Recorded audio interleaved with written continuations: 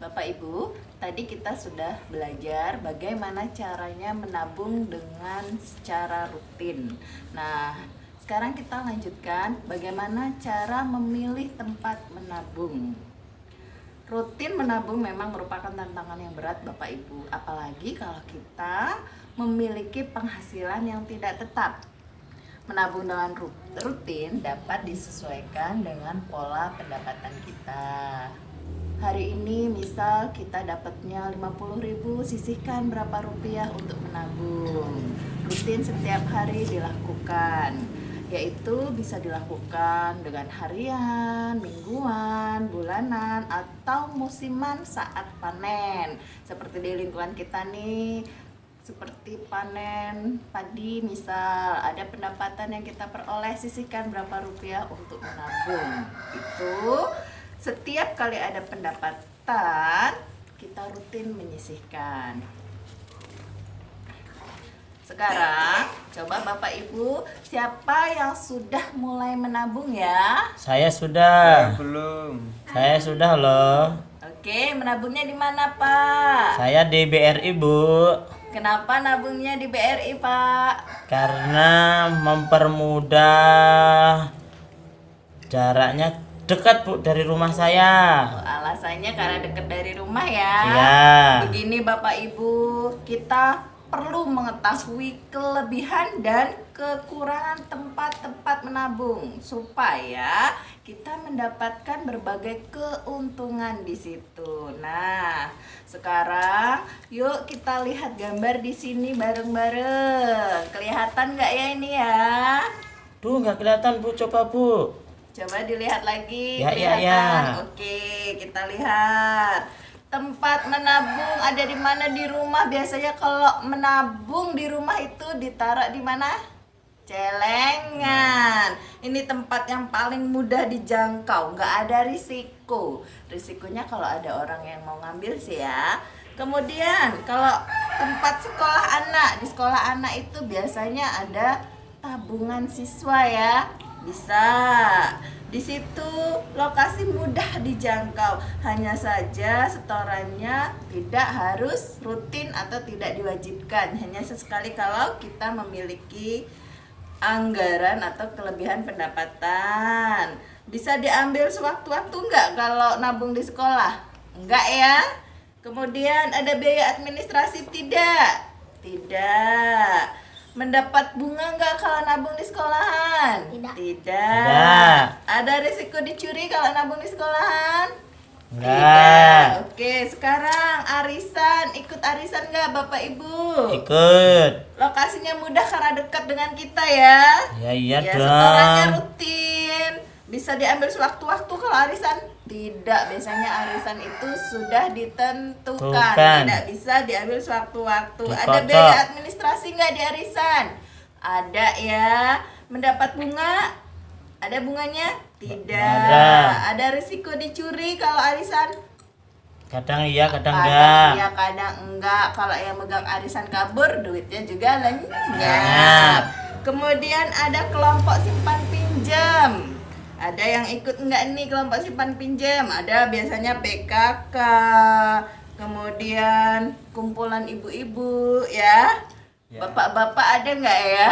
Simpan pinjam ada biasanya juga ya. Ada. Itu Bu Siti Iya. itu, ikut nggak itu Bu Siti itu?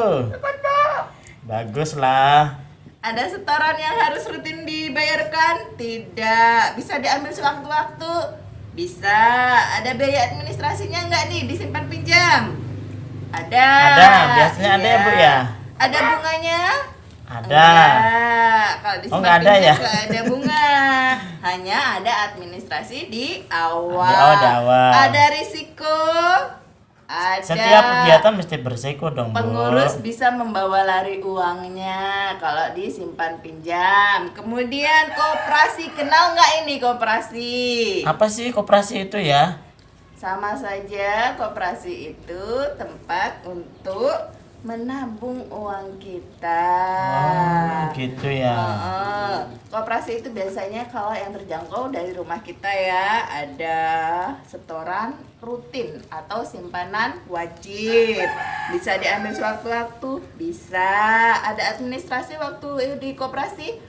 Ada mendapat bunga nggak di koperasi? Ada bunganya. Ada. Yang nggak ada risikonya, karena koperasi itu lebih mengedepankan gotong royong. Nah, bank pasar, Bang pasar. ada bank plecit kali ya.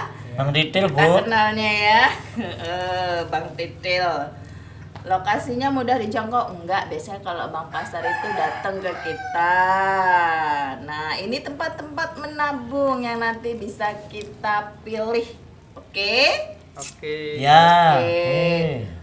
Nah, Pak, untuk memudahkan sekarang kita diskusikan seluruh tempat menabung tadi sudah.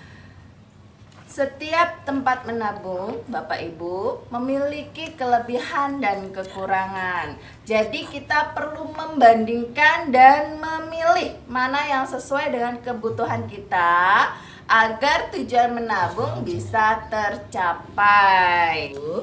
Beberapa tempat menabung memiliki persyaratan yang berbeda. Seperti tadi kita kan sudah berdiskusi nih tentang tempat-tempat menabung. Ada koperasi dan bank. Nah, koperasi dan bank itu memiliki persyaratan berbeda atau sama nih?